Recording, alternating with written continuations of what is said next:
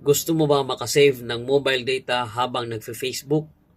Panoorin nyo ang video ito at tiyak makakatulong ito na makasave ng at least 40% ng inyong mobile data kung nagbabrowse ng Facebook.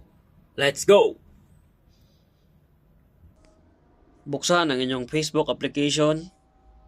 I-click lang. Tapos dito sa profile, makikita nyo dito may menu na tab.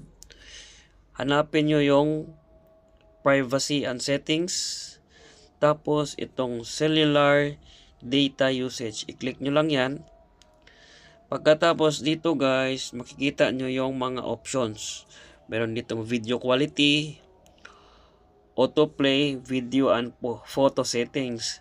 Dito guys, sa pinaka first, kung nakikita nyo, optimize. So, adjust video network conditions. So, dito tayo sa data saver, use up to 40% less data by reducing video quality. So, i-click nyo yan. Tapos, dito guys, sa may autoplay na section, i-click nyo yung on Wi-Fi only. Okay?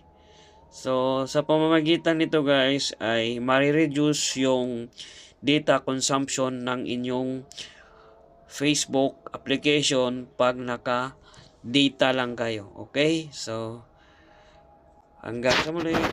Thank you and God bless sa ating lahat.